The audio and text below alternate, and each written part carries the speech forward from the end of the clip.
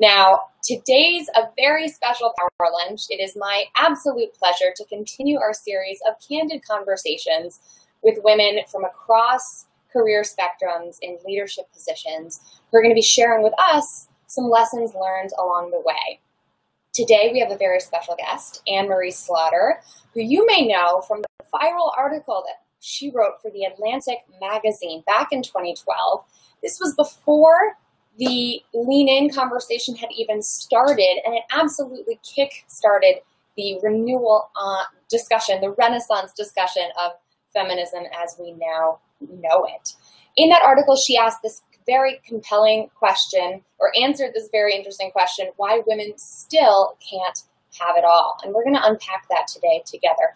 That article led to the book that just came out, Anne-Marie's 6th book that she's either authored or edited. It's now out on shelves, and we're so excited to talk more about it. And we are going to talk about unfinished business, sort of completing the second half of the women's equality movement and really talking about women, work, and men and life. So it's all about gender equality on today's conversation. Emilie Slaughter has served as the professor at the law school, a dean of Princeton University. She served directly under Secretary of State Hillary Clinton in the State Department, and now is the president of New America, a think tank here in Washington, D.C. We've got Anne-Marie tuning in over the phone today. Anne-Marie, are you able to hear me? Are you there okay? Thank you so much for taking time out of your busy schedule to join us today. It's really a pleasure and an honor to be speaking with you. My pleasure. So let's go back to the beginning of where this whole book came from. Yes. To catch up our bosses, we here at Bossed Up work primarily with women in their 20s and 30s and beyond who are faced with what I call burnout work culture. Yes. Something we talk a lot about here. And I want to ask you, what was the story in your life that caused you to pen that article, which became the most widely read article in the Atlantic magazine ever, called Why Women Still Can't Have It All? What was going on in your world? Well, you know, I have to start by saying I had spent 20 years, more than that, 25 years in the role of absolutely, you can do it, you can have a family, you can have a career, you don't have to make a choice. Right. You just lean in hard enough. I didn't use the term because Sheryl Sandberg hadn't popularized it yet, but you can do it. And I discovered I couldn't. You know, there was just no way, no matter what I did, to be the foreign policy professional I wanted to be and do what I knew I needed to do as a parent, which was to be not working. And there was never any question of not working, but I needed to be home at least when my son would be willing to talk to me. And when that happened to me, I just realized I had been propagating a myth. And I realized, wait a minute, if I can't make this happen, and I have money, and I have a completely, not a supportive spouse, I have a lead parent spouse, I have all the things we're supposed to need, and I still can't make it work. And it's not my fault. It has nothing to do with me. It has to do with life. And when that happened, I thought, I have to set the record straight, not to discourage people. The last thing I ever wanted to do was to say, oh, women can't do it. That's ridiculous. I wanted to say, this is just a whole lot harder, and it depends on things we can't control, and it's society that has to change and workplaces that have to change, not women. Absolutely. And so what was the answer then in why women can't have it all? What are those systemic shortfalls? Knowing that, you know, I love the sort of courage that it takes to, especially in a very public way, in a privileged position, to come out and say, listen, if I can't, then it's not me, right? This is a problem that's bigger than me. Your self-worth is not dependent on your being able to make it all work. So I love the sort of leadership that you took in making that okay for other people to say as well. Why is it why is it so? Well, so this is where, you know, the article was more a kind of look, where this conversation is not honest. We're not being honest enough about just so many life circumstances that can throw a wrench into your life, no matter how ambitious you are. I mean, one reason I was willing to do it is I don't doubt my own ambition, and nobody who knows me doubts my own ambition. So it cannot be a question of that. It's a question of things, as I said, beyond my control. But, in the last 3 years, I would say I have come to the view that it's not about women having it all. It's about people who combine care and work, being able to make that work. And that is women and men, and that is parents and children taking care of their own parents, or if we have an ill spouse or a sibling or a member of the community, whatever it is. These are two things that we do in life, and one of them is predictable and demanding, and the other is unpredictable and demanding. And we have to change our work culture, but also our expectations of the arc of a career to make it possible for all people to combine work and care for loved ones. I love that. And so it's basically, I love how you talk about the humanist movement that we can make out of the feminist movement. Yeah, exactly. That I hear not only from women who are burnt out, but men who are burnt out all the time, who, especially millennial men, as you talk about, they aspire, especially at the start of our careers, the research has shown, to live that 50-50 lifestyle, to be full parents, full partners, and to be able to show up fully in the workplace. What I always like to say is that there is no magic line. Yeah. Whole life that you cross over and become a different person. And we know that happier, healthier people are more productive, are better for the bottom line. So I sort of see it as, what can we as individuals do to change culture? What can organizations do? The smart ones are already doing it. Like, what are those bright spots? And then what is the role of civic life? And I know that your book really goes into that in depth. And I wonder, especially as individuals who come to Bostop and say, okay, I'm coming here to say I want to get training on how to negotiate for myself, how to be more assertive, how to be mindful about my choices. How do we tread that line between taking initiative in our own lives and also being a part of initiatives on a civic or social level to change the status quo? Great question. So, I mean, there are things that we just can do ourselves, which really involve changing how we talk, and that actually does change the way we think. A lot of people read that chapter in my book and they say, semantics. But my point is, when we stopped saying Miss and Mrs. and started saying Ms., we were making a huge statement that no, the role of a woman in life is not to get married. And Miss and Mrs. said, you start life as a Miss and your goal is to be a Mrs. And that's who you are. And when we started saying Ms., suddenly you couldn't tell the difference between men and women anymore. And that was a very important shift to say, you know what, there's no different for a woman getting married or not as for a man getting married or not. And I would say the same about doing everything you can to erase the language and the thinking that assumes this is a women's issue. Just constantly, what are we going to do about women, work, and families? No, what are we going to do about parents, work, and families? Right? If that change, or he's a working father. Right? So he's a working father. He's the CEO of so-and-so, a working father, because that says, yes, that man has a set of responsibilities at home that are just as important as his responsibilities in the workplace.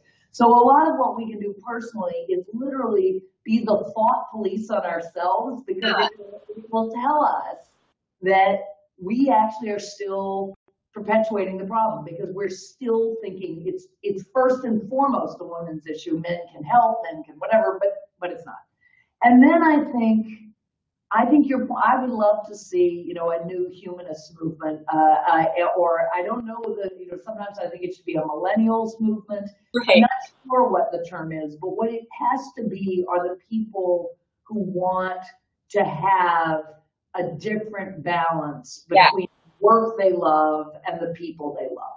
That's the way I would put it. And That's how we need to go forward. And that can be done by a group in the workplace, or that can be done by voting for people, or that can even be done by having, a movement among different industries to say, take back our lives.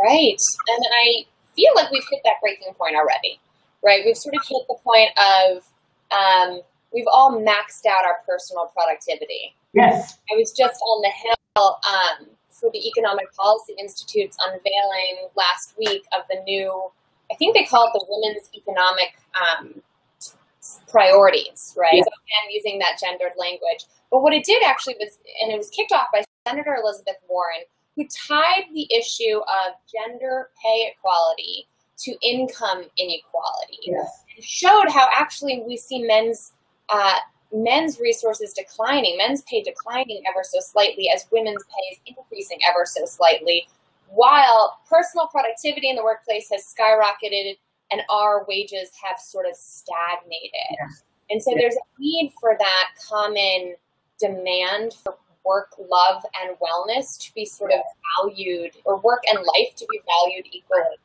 And I like work, love, and wellness. That's very good. Thanks. My colleague Bridget Schulte would say love, work, love, and play. Yeah. Well, I wanted to ask you about Bridget Schulte. We had her on as our Power Lunch guest just a couple weeks ago, and I was in New America, your amazing think tank here in Washington, D.C., talking with Bridget. And tell us more about how New America is tackling this issue, or what your goals are around reframing the conversation from one focused on gender to one focused on having a life again. Well, I think the first is where we will soon announce that our program in this area will be called a Better Life Lab, right? So that I came in thinking we are not going to have a work-family program or a women's program. We are going to tackle this from a gender-neutral perspective, from a how we live, how we work, yes, how we play perspective. So we're determined that to simultaneously push a different narrative in terms of writing and speaking and researching, looking at these issues from this better life perspective, which includes more productivity. When people ask me how I'm so productive, I say I take 6 weeks off a year. And oh yeah. And I run a think tank. I've just written a book. I'm writing another one. I'm a mom. I take 6 weeks off a year. And if I didn't, I could never do what I do, because that's what it takes to have the downtime and the rest to be able to have the energy that I need. So we're gonna push on the work front. We're gonna push on the life front. We're doing something called a care index. Instead of the gender index, it says how well do you as a state, and I hope how well do you as a company, take care of your citizens or enable them to care for each other. Because this isn't about the big nanny state. This is about how well do you allow people to care for each other. That's a measure of health and productivity and longevity and all sorts of other good things. I love that. And I wonder, are there bright spots out there in the world, right? We always hear about the Nordic countries getting this right. And here in America especially, although I know this is by no means exclusive to us in the USA, I find that we too often, and I myself really struggled with this as a student who had mastered the art of getting A's, yes, in the workplace, and having to reconcile with, there's a whole body of research called growth mindset work, of recognizing that failure is a good thing. It's learning. It's not your self-worth going down the toilet. Exactly. So much in this country, I think, is linked to, I love what you say about how, it's not cool for a guy to be without a job, right? Our self-worth, especially for men, is intrinsically linked to our employment status or our work product. And I just, how is that being done differently elsewhere? And how can we gain inspiration from some bright spots? So it's interesting. I write in the book that the Europeans think we're unbelievably boring, because the first thing that Americans say to each other is, what do you do? Right. One of the things I've stopped saying, I've really made it my habit now not to ask that question. You know, sometimes in a professional setting, I need to do that. But in general, like in a social setting, I say, what book have you read recently? Or what movie have you seen? Or what did you do last weekend? Or, you know, something that engages a person beyond just their work. You know, but to your point, are there bright spots? So there's this organization called Open Work. I think very important for everybody who's listening, openwork.org. Okay. That open working is like open government or open data or open source. It's a 21st century way of working. And it has examples from all these different industries who are figuring this out, who have really gotten to a much better place in how people work. So that's one thing where there's you know, a construction company and a sales company and a you know, publishing firm. So there are lots of different examples. I think overall, Americans are going to have to invent this as we reinvent the workplace. We're not going to be the Nordic countries. I hope we'll have the wit to realize that not having paid family leave or paid parental leave for children is actually doing in our next generation and is a idiotic national step. We're not going to be able to compete as well with countries who are doing that. So we're going to have to adopt those policies. But I think we're going to actually reinvent what the workplace looks like because we're on the front end of the digital revolution. Totally. And I honestly think that what Silicon Valley is doing now is not all that helpful. This idea that everybody should work on a campus. You know, yes, people are going to look back and say that was when all the people in the digital economy were under 35 and male and could work around the clock. Right.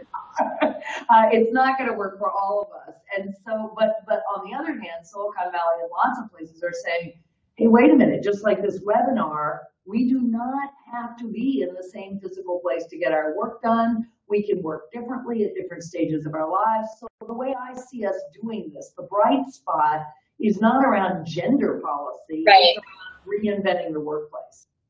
I love that. And actually, in Bridget's line of work, Bridget Schulte is Overwhelmed. She talks about, you know, how technology's advances that were supposed to free us and provide ultimate flexibility have actually resulted in being tethered to work all the time. Yeah. And that, you know, the norms that are created in our workplaces, in our country, in our homes, around our interaction with work is troubling. Go ahead. Go ahead. No, go ahead. Well, I was going to say, think about it this way. I mean, you may be too young to remember smoking, but everybody smoked, right, when I grew up. And smoking went from this very cool thing that you did right. to this sign of weakness, that you couldn't quit, that you were destroying your health, and that actually you were threatening the health of those around you. And I think you do something similar for people who email you at 8 at night or at 3 o'clock on a Saturday afternoon. And the way you do it is, gosh, I guess you don't really have much of a life. Yeah. You know? Oh gosh, you know, your time, we need to work with you on time management because you ought to be able to send the emails you need to send during work hours. Of course, many of us do work at other times. I work early in the morning and late at night, but there's a set of norms that say, you know, being on all the time is a sign of being inefficient. It will burn you out. And actually, the people we admire manage to get a tremendous amount of work done and have a life. I love that. And I love how in your TED Talk on this subject, you wrote, you know, I'm hopeful because I grew up with a mother who would put out a little vase of cigarettes on the table during a holiday. And you kind of check yourself and you're like, oh my gosh, social change is pretty profound when it's tied to what we think is cool and normal and acceptable. And it's so funny because I see that happening in my demographic with activewear.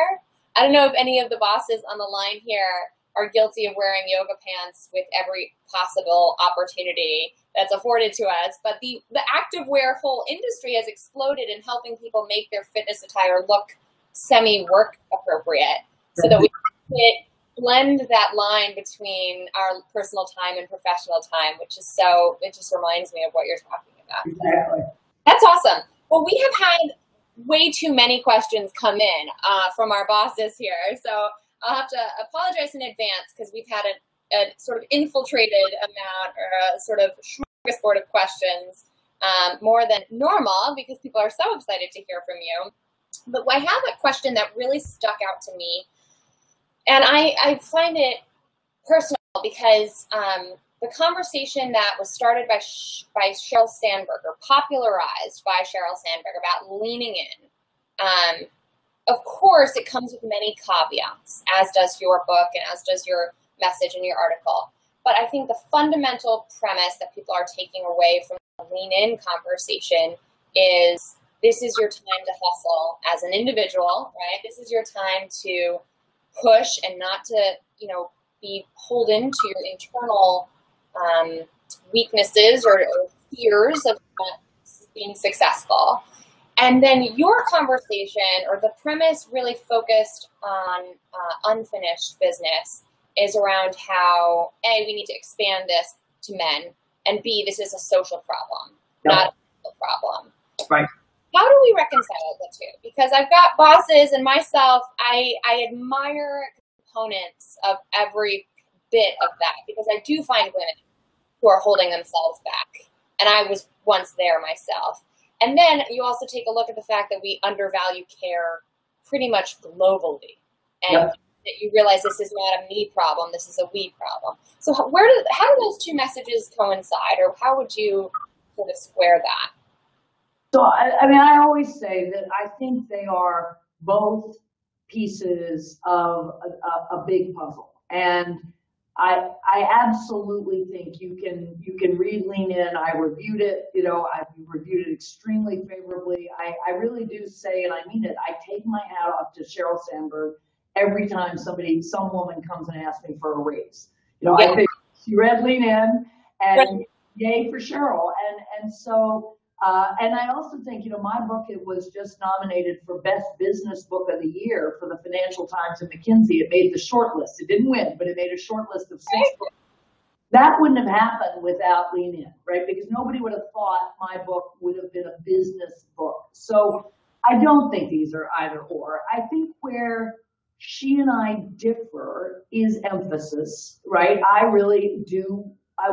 I think about all the women who leaned in really hard, but tipped over as I did. I hit a tipping point because of something beyond their control. And what I'm saying is, when I talk to audiences of women CEOs, I say, remember the women who were on either side of you at business school. Surely they were just as ambitious as you are, right? Surely they had the same training, the same desire, but you know what?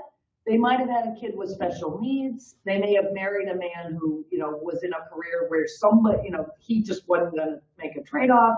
They may have, gotten a divorce. There's just so many ways. So we need, lean in, absolutely. But we need to understand, even if everybody leans in all the time, it's not going to fix this problem. Right. Because somebody has to be caring for others, and many of us want to be that person. And we need then to really dramatically adapt, as I said, not only our workplaces, but even how we think about the course of our career. So I'm now heading into phase 3 when my second child goes to college. I'm heading into what I call phase 3, and that's a period, I hope, of 10 to 15 years where I'm going to lean in so hard. But I have done work differently for the last 5, and then before that for a previous 5 when I was having kids. And we should be able to accommodate those intervals of focusing on care as much as those intervals where we're going all out. And that I can't underscore enough for those who are tuning in, because the anxiety that I hear in my community, my peer level, in our late 20s and early 30s is one of, if I lean out for a half a second here, what will be the ramifications over the long haul? And I think what you just said about looking at the arc of our careers as intervals of focused effort in the workplace exclusively, and then giving ourselves permission to know that our self-worth is not going to disappear, and nor will our marketability. We need that sort of assurance, because right now there's just so much economic anxiety, and rightfully so, Right. on the part of figuring that part of our lives out. I love that point. I have a couple other questions here.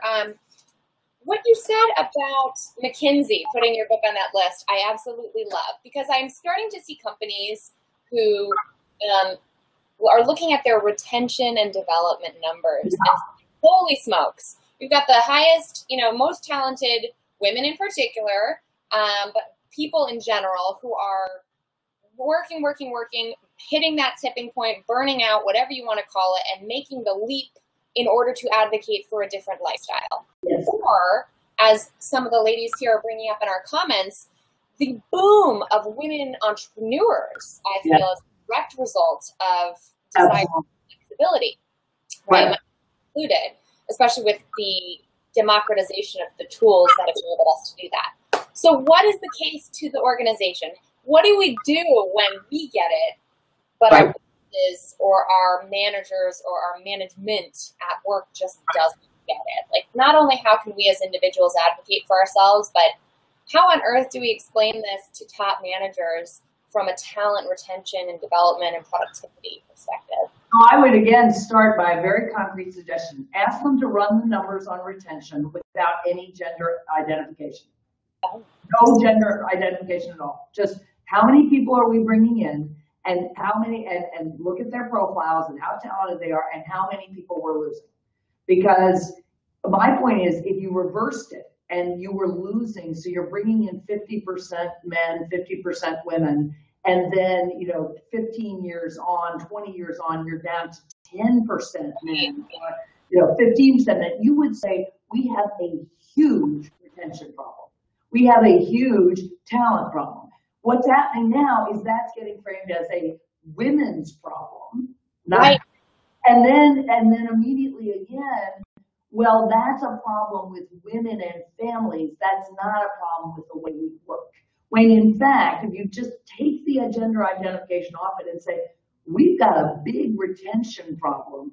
Let's do a survey. Let's again not identify who's saying these things, and find out what it would take to keep those people. And the answer will be things like, I've got to be able to go out on parental leave and come back and still get great assignments. I need to be able to work part-time and still be on leadership track. I need to be able to plan a period in my career where I'm going to, work from home one day a week and still be regarded as a talented person. So the change has to be, you are losing talent. You are, this is wasting money, but it's also hurting you in the area we most need to succeed. That's a really great point. I love that.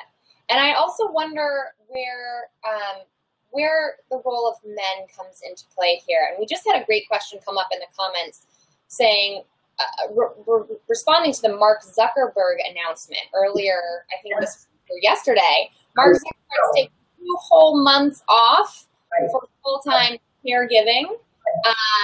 And what kind of example does that set for a new model of looking at parental leave? And what are the sort of obstacles standing in men's way? Can we sort of help in that regard? So that is just, I was so thrilled to see that. And actually, I'm glad you reminded me. I'm going to tweet about it. But that is exactly how we're going to get to equality. That's the argument of unfinished business, is that the more Mark Zuckerbergs, and again, this is not either or, between Sheryl Sandberg and Mark Zuckerberg, they can both take a bow. But when people say to me, I went and interviewed at a firm and they told me they have all these great policies, I say, your next question should be, and how many senior men have taken advantage of them? Because unless senior men take advantage of them, the message is, you aren't going to be a player if you do this. So the most important thing you can do as a boss is get senior men to do this. Yeah. And to do what they're starting to do. A Finnish CEO said to me 3 weeks ago, we were at a World Economic Forum event, and this Finnish CEO said, when men don't take paternity leave, we're starting to wonder about their characters. Like, it's a black mark that you would have a child and you would have the ability to take time off to be with that child and you'd rather work. What is the matter with you? You know, it's one thing if your firm doesn't give you that ability, but if that's the culture change. It's got to be men who are responsible providers, good fathers. You know, the kind of men we want are the kind of men who invest as much in their families as their work. I love it. And I do find hope in the millennial generation because that's what we're hearing more of, right? Is that we are actually interested in that. Exactly. And it's a weird chicken and egg problem of like, are we being socialized to be valued for that versus care? Who knows? You know, culture change is in the mix. Right. And so we have a million questions. Apologies, bosses. We're not going to be able to tackle all of them, but I do want to, I would be remiss if I weren't going to talk about sort of what role class plays in this conversation. I come from a very, very middle class family. My mother is a labor and delivery nurse. So she works in an industry of care. She also happened to have 4 of us children. And so it's fair to say that she's a full-time caregiver. And we know industries like nursing are traditionally devalued. She continues to work 12-hour shifts on her feet for most of the time, has for 25 plus years. And so I wonder, where does this conversation land with folks up and down the economic spectrum? It's very easy to see what burnout and overwhelm look like in the white-collar workplace. But what happens, how can we sort of solve this problem for everyone at every level of the financial and economic spectrum? So this is, again, where I think it matters a lot to talk about care rather than to talk about women. Because when we talk about women, we all inevitably think about how many women are CEOs. You know, we think about the Fortune 500, and our measure is there are only 29 women in the Fortune 500 or whatever it is. And that means we focus on things we can count, and that means we focus at women on the top rather than the bottom. And my point is, it's both. We have far too few women at the top and far too many women at the bottom. It's an unlovely symmetry, right? And the reason is the same. We are discriminating against care. We're devaluing care. But for the women at the bottom, that's not the difference between making, you know, a senior vice president or not. That's the difference between being able to put food on the table, keeping your job. If your child is sick and you have to take time off and you don't have paid family leave, you can lose your job. So part of the reason I chose to say, let's think about this in terms of care, is that for the women at the bottom, what we need more than anything are all those policies, right? The paid leave, the access to quality elder care and child care. And for women like your mother, a huge valuing of the work they do to say, you know, look, being a labor and delivery nurse is every bit as valuable as being an executive on Madison Avenue. I mean, you know, you're bringing life into this world. You are in the transition of people at their most vulnerable and happy, but also sometimes terribly sad times. Why don't, when we hear somebody say, I'm a teacher, I'm a nurse, I'm a coach, I'm a therapist, why don't we say to ourselves, wow, that is such important work you do, as opposed to when somebody says to us, you know, I'm an advertising executive, I'm a sales rep, I'm a, you know, all the things where we're accustomed to saying, oh yeah, well, you're doing good work. Right. That's absolutely right.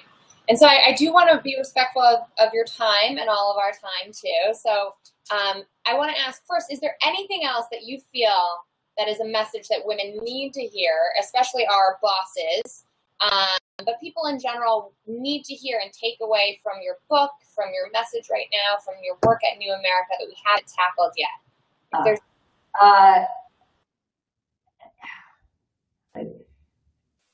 So I would say the message that is most important, and I frankly hope that people will buy Unfinished Business for their for the men in their lives, or maybe for the women in their lives to give to the men, because I understand. But I think at every turn we as women have to consciously say, come to this meeting, to the guys in our lives. Like, let's have a meeting about how we can work better. Let's have meetings about how we as millennials can really have our revolution. That's the unfinished business. We can complete the business of the women's movement. We can get to full equality. And so what I hope people take away just is this relentless focus on men, and for the mothers among us, Yes. looking at our sons and thinking, I want to raise you not just to be a good feminist. We all say that. I'm going to raise you to be everything you can be, to raise you to break out of male gender roles, to raise you to think that being a great father, and that means being a caregiver, not just being an income provider, that is as revolutionary as what the women did 30 years ago. I love it. I love it. So ladies, we know what to get the men in our lives for the holidays today. It's on the horizon. Head on out. We'll be tweeting out a link to Anne-Marie's book where you can pick it up on Amazon. Super easy. Two-day, right? Prime ordering and all that jazz. And get it in your hands in no time and in the hands of your men. And so thank you so much. I'm a huge fan of the revolution. We are all here today because we want to help. So I know I asked this question last week up on the Hill. I said, what can we do to change the status quo? And I was told, vote, which is, again, that too. Politics for many years. I have to say, make sure we're all registered to vote. Of course, that's how we can flex those muscles and vote in people, men or women, who believe in the value of caregiving and the value of having a full life. Is there anything else we can do if we wanted to learn more about New America or wanted to help, obviously picking up your book? What else can we do to join this revolution? So I would say, absolutely. We would love to have you support New America in any way. But here's what I'd also say. Things like Moms Rising or Mocha Moms or Family Values at Work or Making Work Work. Yeah. I've got a lot of them in my book, but there are lots of groups doing great work, and we should embrace that as our political movement and think about it as care, as families, as a better life. I would say, I want you to, absolutely, New America is great, but I want to shout out to all those great other organizations who have been in this space much longer than I have. I love it. I love it. Well, thank you so much, Anne-Marie.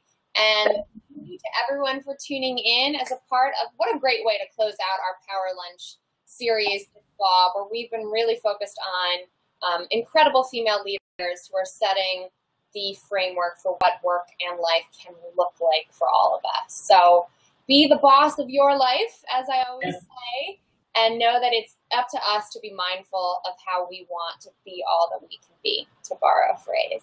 So thank you again, Anne-Marie. Thank you, bosses. We'll continue this conversation on Twitter and Instagram and Facebook right now with hashtag AskAMS and tweet at BossedUp.org, at Emilie Aries, that's me, and at New America to get in touch with the folks who are with Anne-Marie.